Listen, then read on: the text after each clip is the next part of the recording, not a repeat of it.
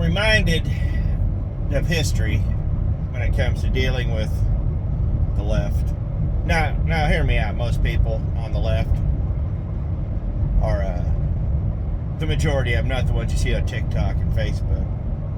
Those are the leaders, which ought to just terrify you, honestly. Most of the people are innocent and harmless. But the Russian Revolution, in Iraq, the Germans,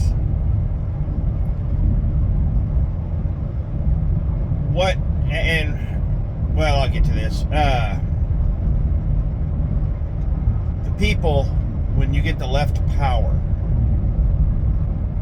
the people that got them to power are usually eliminated. That's what Hitler did. He used the brown shirts to get to power. Now, don't get me wrong, Hitler was elected by a wide majority. He was loved.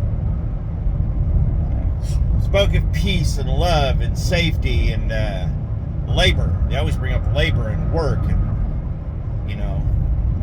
give you the power to blah, blah, blah, blah, blah. And once they get to power, though, they become dictators. What Hitler did was, once he got to power, all the brown shirts, he had them killed by the black shirts. He cemented his power. Do you really think these people that once they get to power want the same people that helped them get to power still around? Of course not.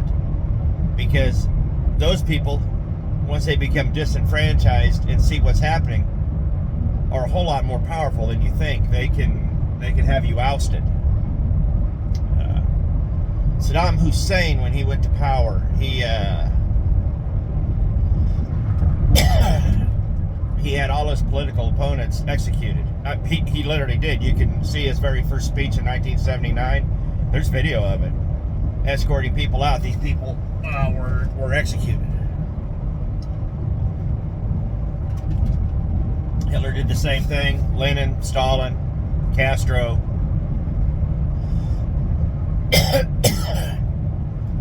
Che Guevara. And I'm once power had been fully realized, I think eventually Castro probably would have had Che executed too. We hadn't got to him first. So there's a playbook. And you're like, oh, but Trump is fascist. No, he's not. Obama was fascist.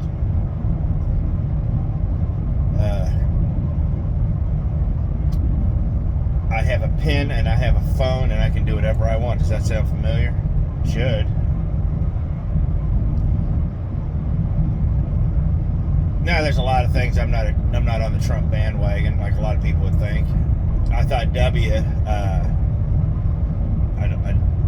more I learn about him, the more I don't like him. He was just as bad as Obama. And George Bush Sr., that dude was a snake.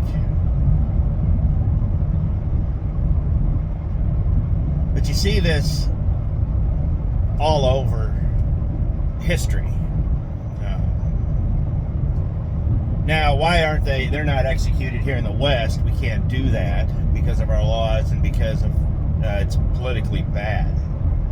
Because they haven't quite achieved what am I saying? They haven't quite achieved an oligarchy yet. They don't want a constitutional republic. They want a democracy. Because a democracy, everywhere in history,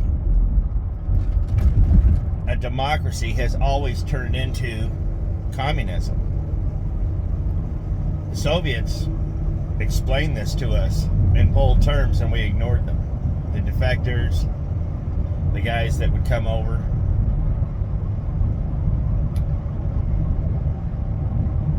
In a democracy, it's mob rules. In a constitutional republic, we all have a voice. Now, granted, on paper, our system of government looks terrible. But it's the only thing that's guaranteed our freedom. An oligarchy, well, you always vote in democracy. And once the committee, as it was in Russia, it wasn't one guy. It was the Politburo. It was 10, 12 guys who set up a lineage, basically, to keep communism going. And it lasted, about 3 generations. So, when you hear a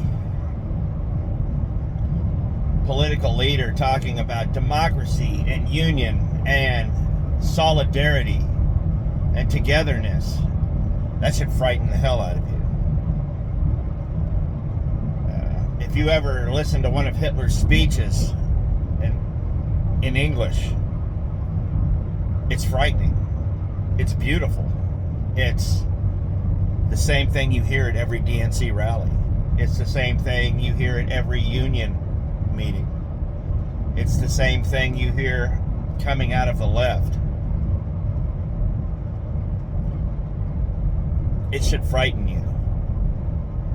But you want to believe it because we've been conditioned to believe these things.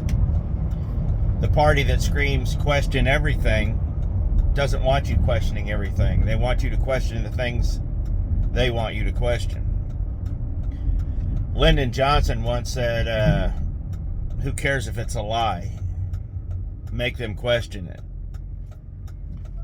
You get weak politicians and weak people who they don't want to explain themselves. All they want to do is backpedal.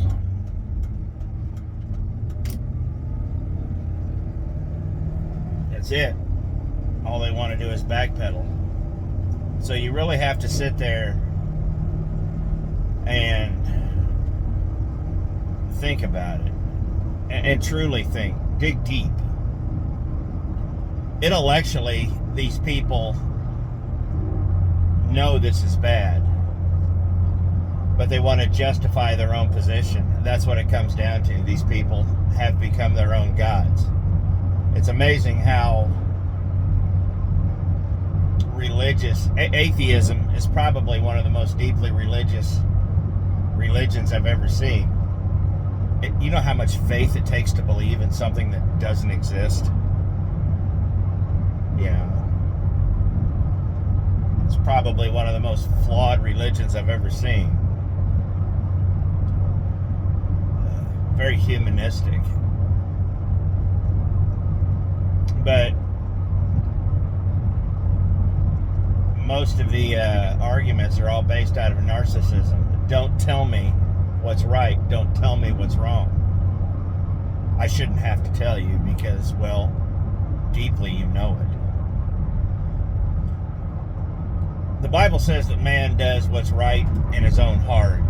And then it turns around and says the heart is the most wicked thing, deceptive in all its ways. That's biblical. So I'm going to leave you with the words of God to Cain before he killed Abel. He said, evil lies at your doorstep. Its desire is for you. You must master it.